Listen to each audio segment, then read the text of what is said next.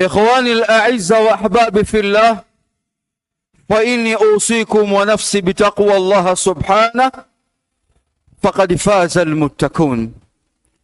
إخواني وأحبابي في الله، كثرت الفتن في آخر الزمان، كثرت الفتن في آخر الزمان، وهي أعظم أشراط الساعة التي حذر منها النبي صلى الله عليه وسلم، حيث تصبح الأمور ملتبسة وتتلاطم الفتن كموج البحر. Ndugu zangu katika imani, ni alama miongoni mwa alama za kiyama ambazo Bwana Mtume Muhammadin sallallahu alayhi wasallam amewatahadharisha umma wake, ili kila mfuasi na mpenzi wa Bwana Mtume Muhammadin sallallahu alayhi wasallam achukue tahadhari. Hebu izime yesi. Achukue tahadhari kwamba isije ikampata fitna kama hii,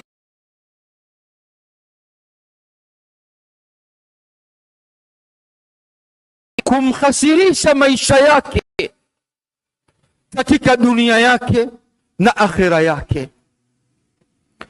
Fitna hizi ndugu zangu, zinavyokuja katika mujtamaa wa Kiislamu, zinawafanya watu wenye kuchanganyikiwa, zinawafanya watu wao wenye papatiko, hawajui washike vipi fitna kama hizi, kwa sababu fitna hizi zinakuja kwa kufatana. Ikitoka hii inakuja hii, ikitoka hii inakuja hii, kama vile Mtume Muhammadin sallallahu alayhi wasallam ameshahabisha fitna za akhiri zamani, zama hizi kamauji al-bahr, mfano wa mawimbi ya bahari. Kwa yule ambaye anataka kusalimika baina yake na Mola wake, ni lazima awe mbali na fitna kama hizo. Na ndugu yangu katika imani, fitna ziko nyingi, lakini fitna zilizokuwa mbaya katika umma wa Kiislamu leo ni fitna zile ambazo zinatokana na sisi wenyewe binadamu, sisi wenyewe Waislamu, sisi wenyewe ambao tunaamiliana katika mgongo huu wa ardhi. Ndio Allah akasema, waja'alna ba'dakum li ba'dhin fitnatan atasbirun wa kana rabbuka basira. Kwa hakika imekuwa kwenu nyinyi fitna baina yenu nyinyi kwa nyinyi, haitoki mbali. Fitna hizo zinatoka miongoni mwenu nyinyi kwa nyinyi. Allah amejalia uadui wa fitna baina yenu, lakini Allah anasema, je, mtasubiri? Kwa sababu hakuna fitna iliyokuwa mbaya kama fitna ya bani Adam wao kwa wao. Wa kana rabbuka basira, Allah anaziona, kama vile ambavyo muwasatu rabbania, kwamba Allah anaona yale ambayo wewe unayapitia, anakuliwaza kwamba kuwa na subra. Jicho la Allah liko linaangalia mitihani hiyo. Ndugu zangu katika imani, fitna hizi zinaufanya moyo kutokuwa na amani, kutokuwa na utulivu, kwa sababu ni watu ambao wanaamiliana wao kwa wao katika mgongo wa ardhi. Ndio maana Mtume alivyoelezea ule ukomo wa saada, furaha ya mwanadamu, utulivu wa mwanadamu katika mgongo wa ardhi.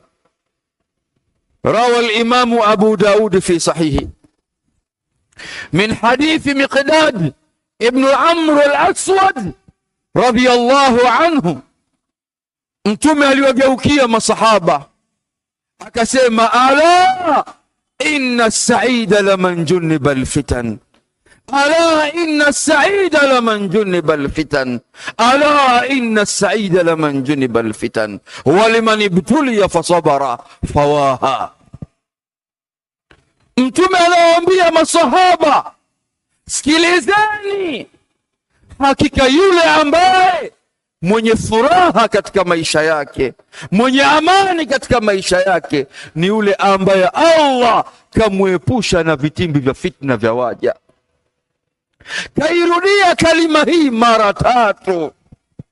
Kisha bwana Mtume akasema, ala inna as-sa'ida liman juniba al-fitan wa liman ibtuliya, na yule ambaye kapata mitihani kutoka kwa waja, fasabara, akawa na subra, fawaha, malipo yakoje ya wema wa mtu huyu mbele ya Mola wake, malipo makubwa anayoyapata.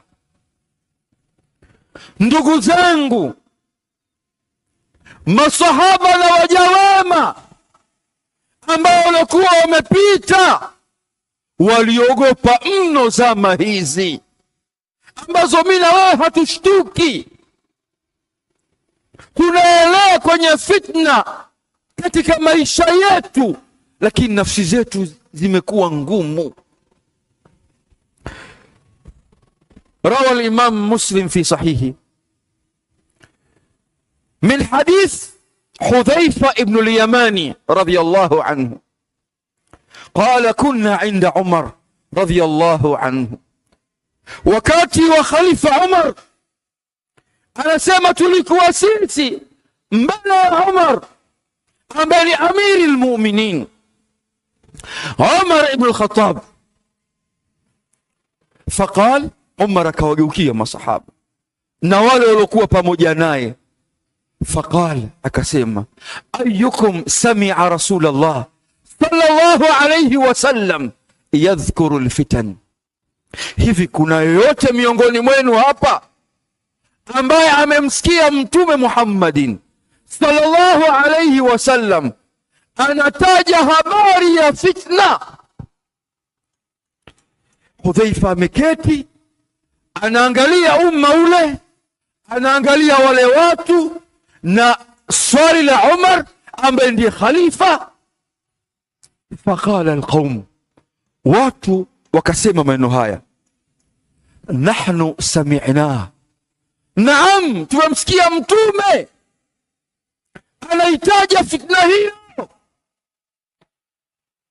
Umar ni katika ulama sahaba, alivyosikia watu wengi wanasema ndio tumemsikia Mtume,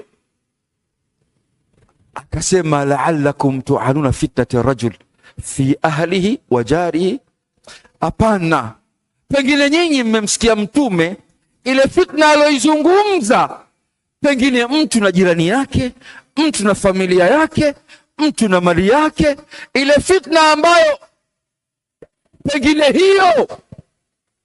Qalu ajal, ndio. Akasema, hapana, mimi sikusudii hiyo.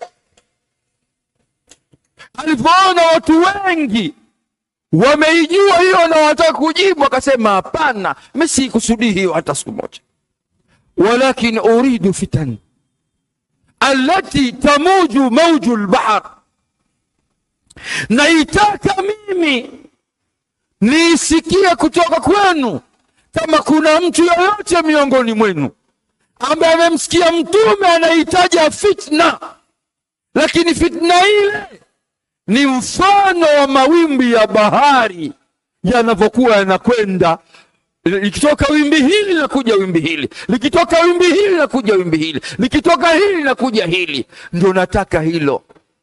Qala Hudhaifa faaskata alqaum, watu wote wakanyamaza. Qala ana ya amira almu'minin, mimi nimemsikia mtume amiri almu'minin. Qala lillahi abuk, kwani wewe umemsikia mtume, hongera yako.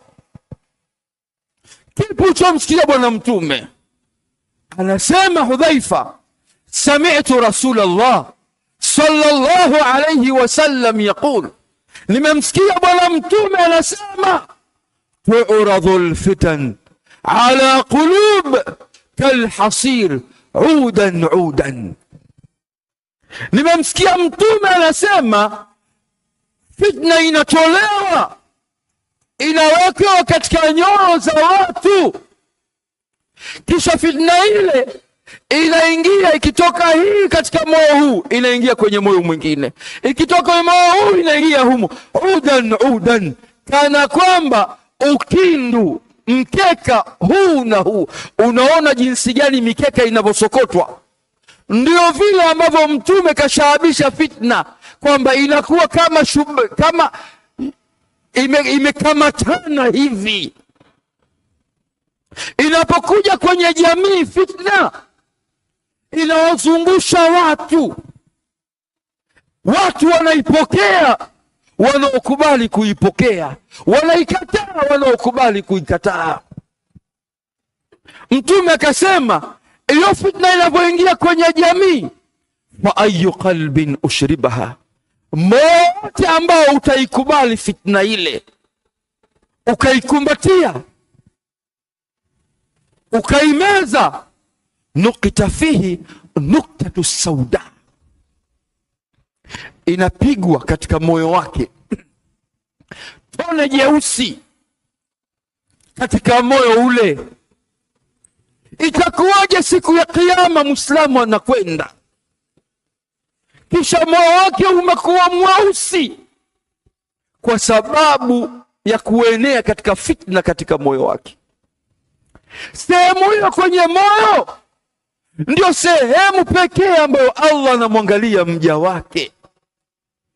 Inna Allaha la yanzuru ila suwarikum wala ila amwalikum walakin yanzuru ila qulubikum wa a'malikum.